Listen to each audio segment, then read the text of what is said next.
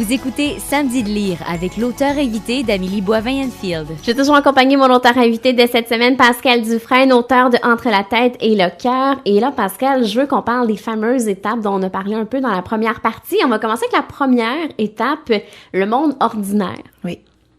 Donc, ça, c'est notre vie quotidienne, puis on se contente un peu de ça, là. Ben oui, tout à fait. On est dans notre monde quotidien, on est un peu inconscient, dans un certain degré d'inconscience, et on se doute pas nécessairement qu'il y a un voyage qui s'en vient. Donc, c'est le début. Mm-hmm. C'est le début du voyage. Et là, il y a l'appel à l'aventure. Exactement. L'appel à l'aventure... Ça peut faire peur des fois. Oui, mais ça peut être aussi très positif. Mm-hmm. Parce que l'appel peut arriver, oui, dans un événement qui va être souffrant. Donc, par exemple, on peut vivre une maladie, un deuil, la perte d'un emploi. Hein, et on voit souvent qu'il y a des gens qui vont débuter un grand voyage spirituel et personnel suite à un événement de ce genre-là. Ça arrive souvent. Oui. Et ça peut être aussi à travers un événement qui est positif. Ça peut être à travers la naissance d'un enfant. Ça peut être à travers la découverte d'une nouvelle passion. Comme on disait un petit peu plus tôt, pour moi, le yoga a été déterminant. Il y a eu un appel qui s'est fait pour moi à travers le yoga. Donc, ça peut être autant positif que négatif.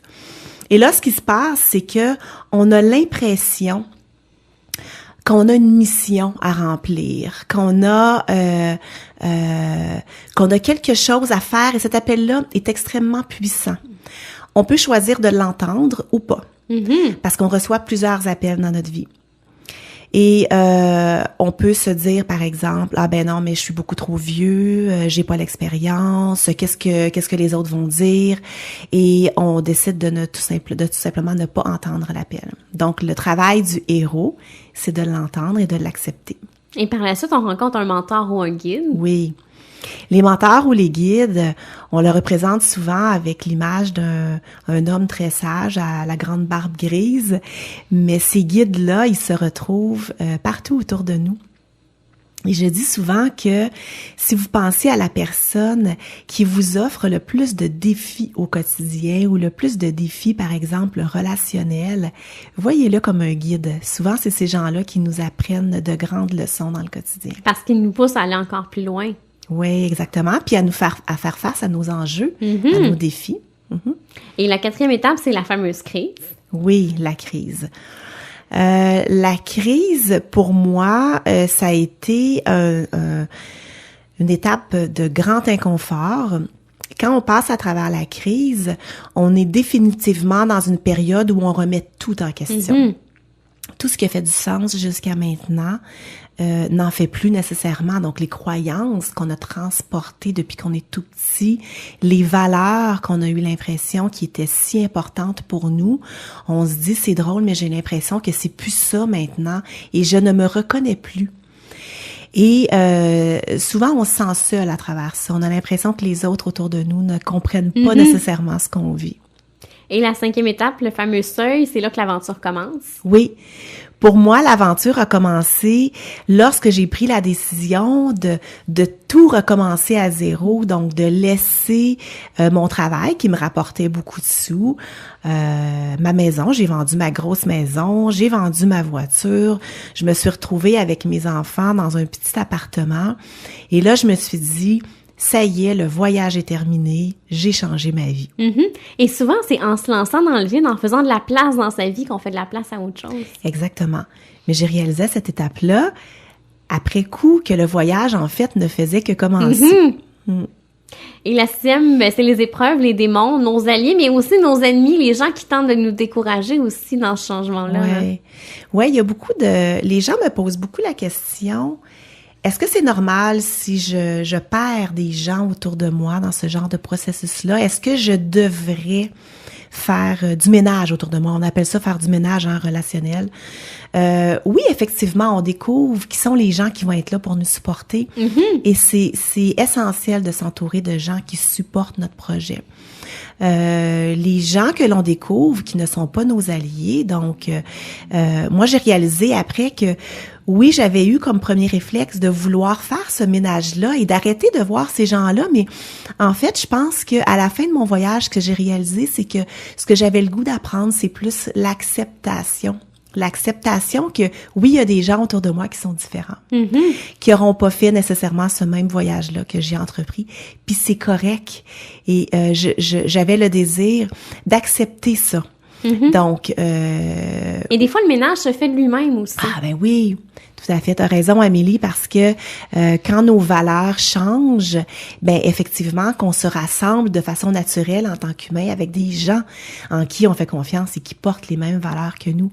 Alors oui, il y a un mélange qui se fait de lui-même. Et les gens qui sont un peu plus toxiques prennent le bord. Ouais. Et par la suite, il y a le fameux combat final, le vrai passage à la nouvelle vie. Oui. Effectivement, le combat final, c'est comme une deuxième crise et c'est comme un peu une façon pour le héros de se prouver que oui, j'ai acquis toutes ces nouvelles compétences-là, toutes ces nouvelles connaissances et je suis capable d'être cohérent et d'être consistant dans cette nouvelle vie-là. Fait que c'est comme un peu un deuxième test, si on veut.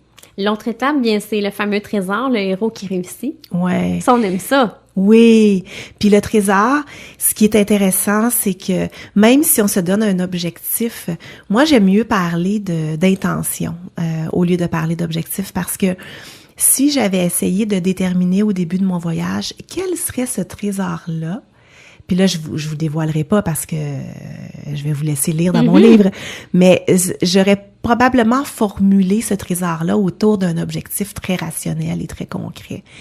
Et en bout de ligne, quand on apprend à être très attentif à ce qui se passe dans notre vie, à être à l'écoute de ces guides que l'on rencontre, ben on rencontre des opportunités. Et ce qu'on pensait qu'on allait accomplir, ben c'est pas nécessairement là. Donc plusieurs années plus tard, je me retrouve à un endroit où j'aurais jamais pensé être il y a 4 ou il y a 5 ans. Donc ce trésor-là, il a été une grande surprise pour moi. Et aussi la transformation, la renaissance, on n'est plus la même personne. Oui, on a l'impression d'être quelqu'un d'autre. Il y a des gens aussi qui nous reconnaissent plus autour de nous, des gens qu'on n'a pas vus depuis longtemps, qui nous disent, ben, j'arrive pas à mettre le doigt dessus, mais on dirait que t'es différente, on dirait que t'as changé. Et il y a des gens aussi qui nous disent, ben, moi, je trouve que t'as pas changé, je trouve que t'es la même personne. Puis je pense que notre essence, qui on est vraiment, ne change pas. On change certains comportements. On s'améliore, on se peaufine. On évolue, on devient meilleur. Moi, j'ai beaucoup amélioré. Une des choses que j'ai beaucoup amélioré, c'est ma capacité, par exemple, à exprimer mes besoins. Donc c'est vrai que les jeunes ont moins tendance à les exprimer. C'est ça. Donc ça, c'est un comportement qui a changé, mais ces besoins-là étaient toujours là à l'intérieur de moi. Et la dernière étape, le retour dans le monde ordinaire. Oui.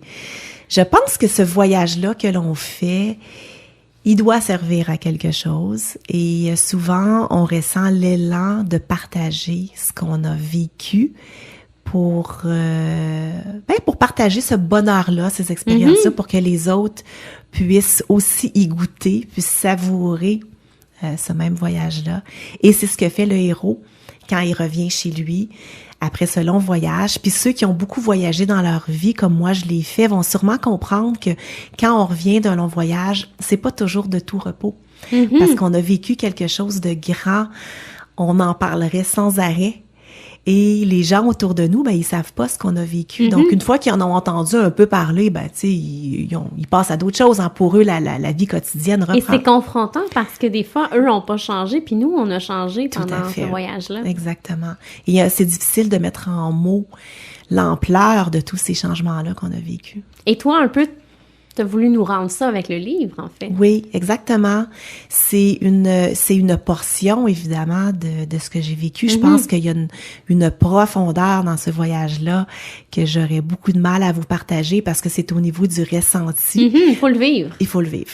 Oui, exactement. Et comment ça a été l'écriture de cet ouvrage-là? Est-ce que ça a été difficile? C'est drôle parce que je parlais à ma fille. Ma fille a 13 ans, mon garçon a 16 ans.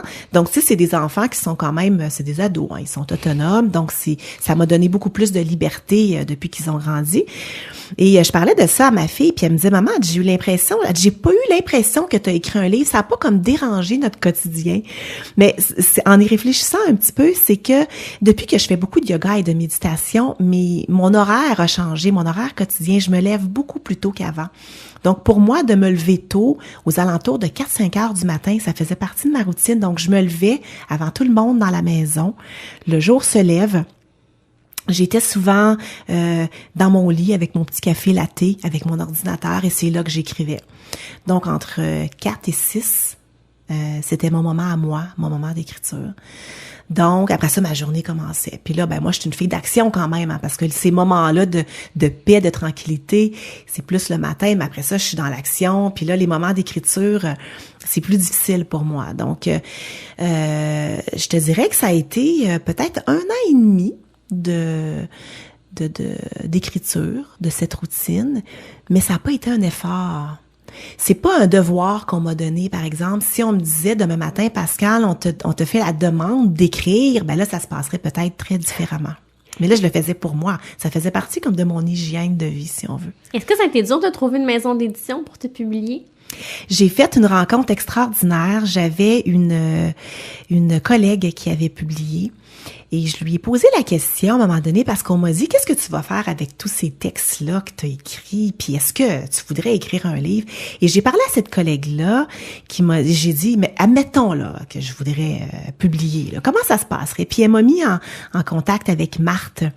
Marthe est coach d'écriture et c'est elle qui m'a guidée à travers le processus. Donc elle m'a expliqué comment ça fonctionnait.